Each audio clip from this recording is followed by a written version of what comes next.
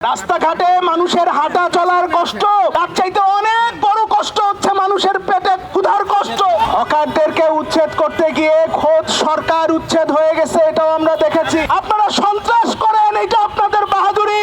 আমরা হইলাম সেই অভাগা মানুষ যার রুটি রুজির ব্যবস্থা এই রাষ্ট্র করে নাই। জীবনে বহুবার হকার উচ্ছেদ দেখছি আমরা, দিনে দিনে কালে কালে বারবার হকার উচ্ছেদ, এইটা আমরা কম দেখি নাই। যারা হকারদেরকে উচ্ছেদ করতে যায় তাদেরকে আমরা পরবর্তীতে বহুবার উচ্ছেদ হয়ে যাইতে দেখছি। হকারদেরকে উচ্ছেদ করতে গিয়ে খোদ সরকার উচ্ছেদ হয়ে গেছে, এটাও আমরা দেখেছি। আমরা শুধু একটা কথাই বলি যে আপনারা অত্যন্ত বাহাদুরি দেখান হকার উচ্ছেদ করার ক্ষেত্রে।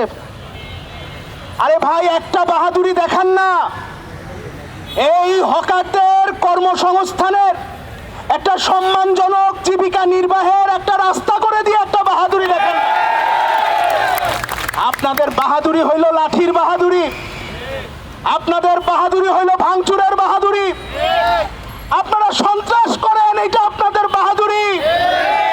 নতুন সরকার আপনাদেরকে বলি, এই মানুষগুলোর একটা সম্মানজনক কর্মসংস্থানের ব্যবস্থা করেন, সেইটা আপনার বাহাদুরি হোক।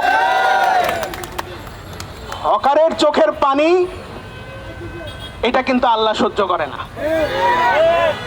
গরিব মানুষের চোখের পানি, তার সন্তান সন্ততির অনিরাপত্তা, সম্পত্তি ধ্বংস করা, যেইভাবে টেলিভিশনগুলোতে আমরা দেখলাম, পাগলের মতো উন্মাদের মতো গরিব হকারের মালামালগুলো নষ্ট করতেছে। মনে হচ্ছে না জানি কত বড় একটা উৎসব, না জানি এইটা কোন খেলা। এই যে মানুষের চোখের পানি আপনারা ঝরাইতেছেন, এটা আল্লাহ সহ্য করবে না। আজকে আমরা এখান থেকে ডিএমপি কমিশনারকে স্মারকলিপি দেব। আমরা শুধু এইটুকু বলি, আমরা তো কোনো দাগি আসামি সন্ত্রাসী দখলদারিত্ব কায়েমকারী না, সাধারণ মানুষ। কথা ছিল মানুষের রুটি রুজির ব্যবস্থা করবে রাষ্ট্র সরকার।